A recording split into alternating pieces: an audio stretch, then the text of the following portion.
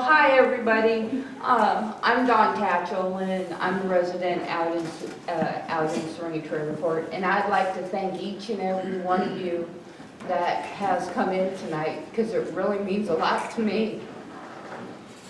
I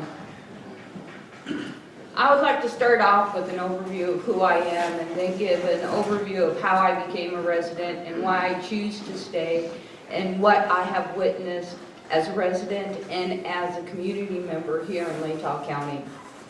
Who I am. I am a Moscow native.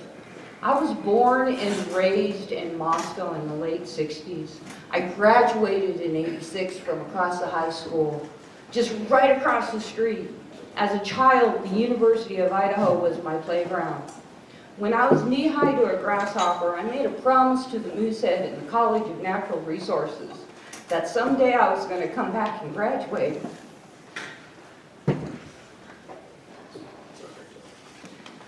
After graduating from the high school across the street, I took off with 2 suitcases and $94 in my pocket.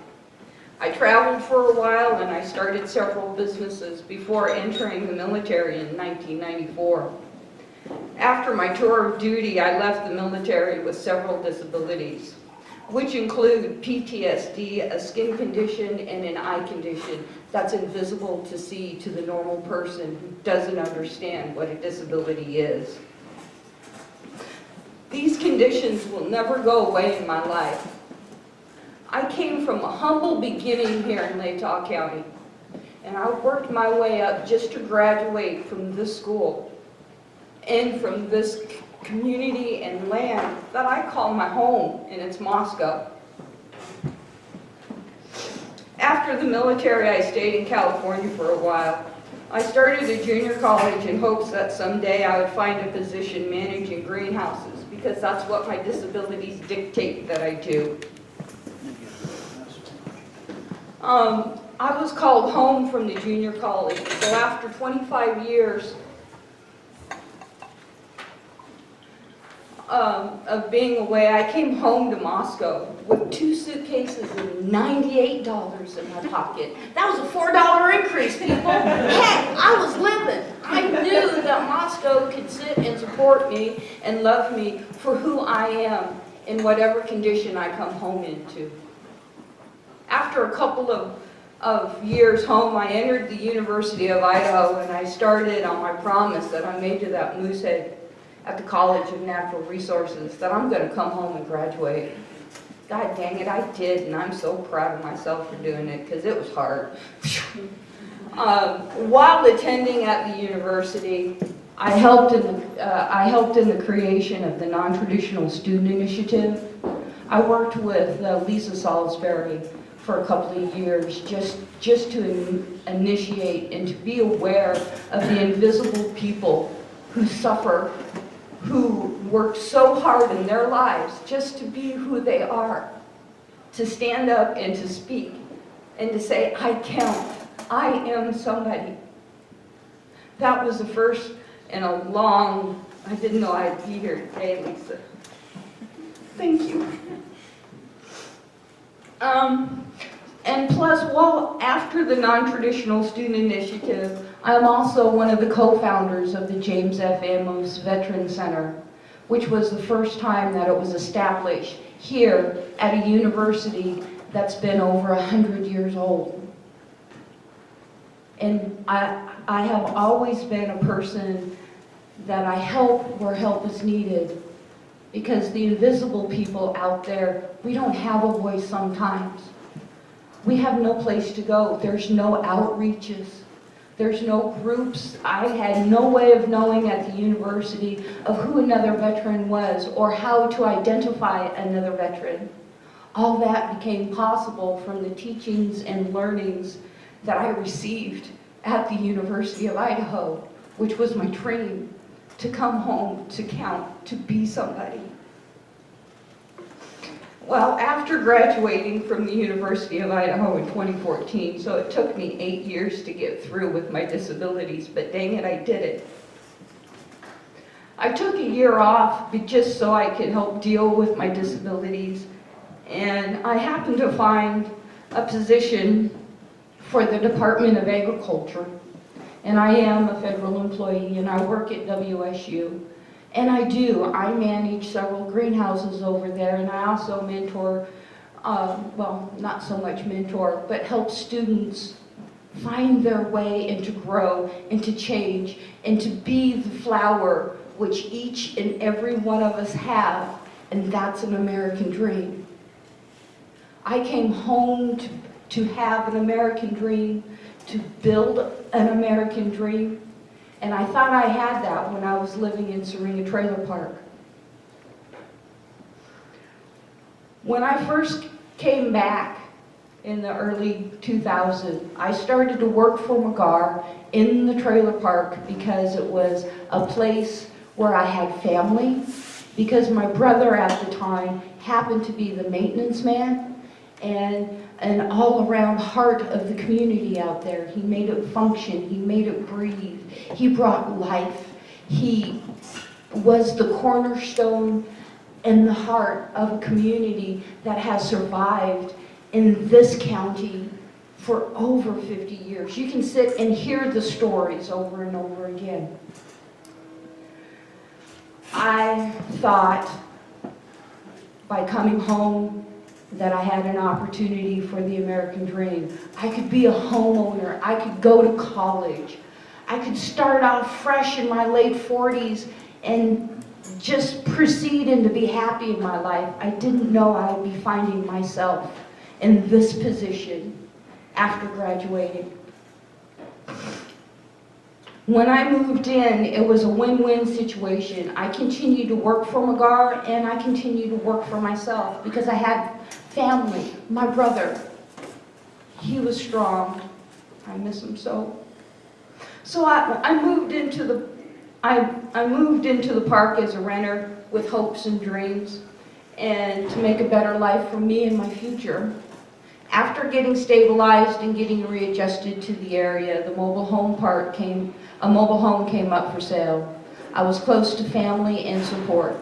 I chose to buy a mobile home at this point so I can continue in my academic studies while coping with my PTSD and while readjusting to the Pacific Northwest for being away for 25 years. After attending classes as a freshman, I could begin the true healing that I needed for my soul to help with my PTSD and my disabilities, and that park gave that to me. I began to relax for the first time in my life. I started to believe that I could and that I was building a good foundation for the future. During this time while living in the park, it was a community. I didn't have to fear.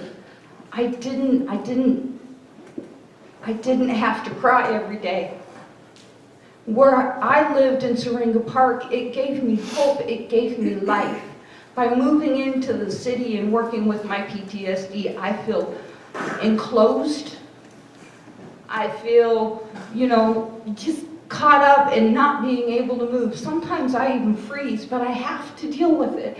And I must continue to go on every day and fight. I get up in the morning just like you, and I put on my blue jeans, I put on my shirt, I go to work, and I work it every single day.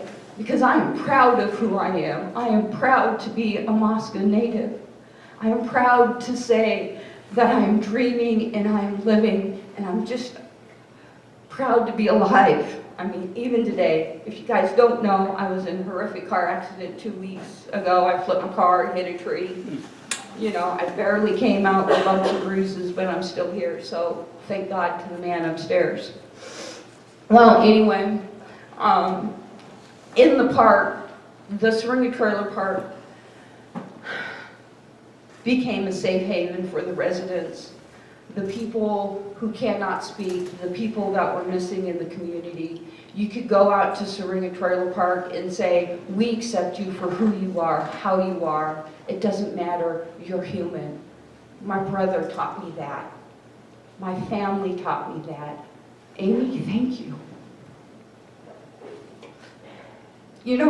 When I needed a shoulder to cry on, I could go out in my backyard and scream and not be afraid that somebody was going to call the cops on me because there was murder taking place. I had to deal with my PTSD. And sometimes that's hard to do in Moscow. But now I'm forced that I got to come in to Moscow, and to tell you honestly, I'm deeply afraid. But that's okay, I'm going to do it because I'm strong and I persevere and I have heart and strength. Because certain people at the university gave me that. Well, anyway, what I choose to stay in the park because I was safe and that I could stand and be proud and to be a homeowner of my own home. I could count on the people there. They had my back. I didn't know about anybody else in here. You know, the people out there, they caught me when I fell. And they're still catching me today. And it's still a small community because we got each other's back out there. If somebody needs water, we give them water. If they need a blanket, we give them a blanket. If they need a meal, we will cook for them. Even if we don't have electricity, we'll put our camp stoves together and make it happen. Because that's what it takes sometimes to live. I chose while in the park, and the reason that I choose to stay and stand is for those who need a helping hand up, just like my brother showed me, and just like it is today. Everybody needs a hand up. I chose to stand for my peace of mind. I chose to stay to build a home that people could come to be a safe haven. A lot of people don't know, but my corner in the trailer park has been known to be Cookie Grandma's, okay? And it was for the simple fact that the kids could come, because the children out there are latchkey kids, if you remember the term from the 70s. Their parents are gone, they're working, because a lot of the residents and homeowners out there, we have to work day to day, paycheck to paycheck. And during that after-school programs, I'm sorry, but some of the residents out there have a hard time just getting to work. Currently, I don't have a vehicle. I have to depend on somebody else to turn around and get to work every day. But we make it work. And so with that, and being in a safe haven, my corner, the kids could come and say, hey, Cookie Grandma, I need help with my homework. Can you help me? Sure, I'd be more than happy to. Hey, Cookie Grandma, I'm hungry. Is it okay? Yeah. At the same time, while I've been living in the park, the kids would come together and the kids would all play together, and I would teach them outdoor environmental skills like they do at PCEI, because that's what my degree is in. You know, we would go out there and start talking about trees and the environment. I mean, it was really cool. I mean, if the rec room was to turn around and to sit and to rebuild, back then it was simple things, but nah, the landowner didn't see it that way. He didn't care because he was just lining his pockets with our money and leaving the human individuals out of it. Straight up business folks. You know, he owns the land, he's going to collect our rents, and he's going to live someplace else. It's not common. There's other things in this nation, and businessmen are just like that. Anyway, I stayed in the park for hope and love and in the belief of others that would see the real me. The list can continue on, and however, let's just get down to the brass tacks. I'm a homeowner who leased the land from the landowner, who chooses not to believe in the American dream of others, but only for his profits. And I've seen it in business here in Moscow. You know, what I've witnessed as a resident and as a community member, as residents, I have witnessed this community celebrate life and death, dismay, and abandonment at all levels. The human entity of just being human was taken away. Our voices were taken away by the laws that were governed. There was no communication coming to the residents in these past 5 years. Not one. We had no clue when it was coming. The owner wasn't speaking.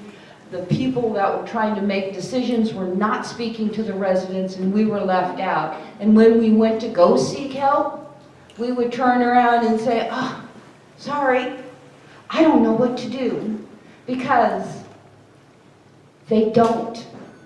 And this is why tonight's important.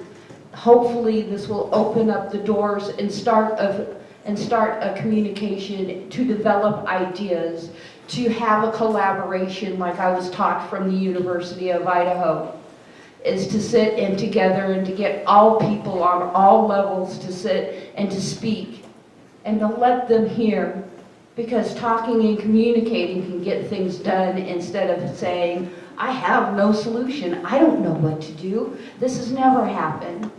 Well, Syringa Trailer Park may be closing in June, okay? And the residents in the trailer park are having a really freaking hard time, okay? But there's other trailer parks here and mobile home parks here in Latah County that could be facing the same issue in the next couple, 3 or 4 years. Let's start a conversation, let's develop plans, let's get together and start working as the community in home, at which I love. And we work well together if we do.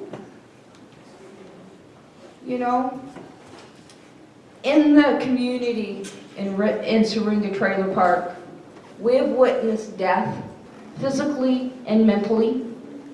When my brother passed, which was several years ago, he died in the park. My brother passed away about 1,000 yards away from my front door. You know? And that happened then. But when my brother passed, he took a lot of knowledge with him. And that knowledge was lost. And there's no way of getting it back. You know? And the trailer park went through mourning and the unknown. And we're still unknown. I don't know where I'm going to move. I don't know where I'm going to go. I go out and I'm overqualified for low-income housing because of where I work. I don't make enough money to turn around and to be on the good list. When I go out to find a home to suit my needs, which is, oh, by the way, I'm looking for a 2-bedroom, 3-bath, a 3-bedroom, 2-bath home that's an open level, because off of my paycheck, I support myself and 2 other adults, and they have needs. So if you know of a house that's running probably about 225, 227, 230, give me a call, because I'm looking, and I have been looking. I've been looking for over a year for a home in Latah County, and I haven't been able to find it. I have to stay close to the hospital because of my home needs. So going out to Deary or Potlatch or Joel, you know, that really doesn't work for me. Okay? And so when I look out in those areas, sure, I can find a 3-bedroom, 2-bath house. When I come into Moscow, they're $20,000 to $35,000 more expensive. I can't really move into an apartment because, one, I have to look at, well, tell you honestly, I have a cat. Well, I've got a dog and 3 cats. Okay, the dog, for me, is my security to help me with my disabilities. My cats, you know, they also help me with my disabilities. And they're furry, and they keep me warm at night. You know, however, with that being said, I guess just to wrap this all up, you know, you could actually say that a lot of people have known about the park for over 5 years, and a lot of people didn't know how to cope with it, how to deal with it. They didn't have anything written on paper. It's all new to all of us, and we're all kind of flustered and kind of confused at the same time. So you could actually say that the trailer park is sort of like a cancer. Okay? We see that it's cancer. We've diagnosed that something needs to be done. So let's get together and to start a conversation and use Syringa Trailer Park as a tool.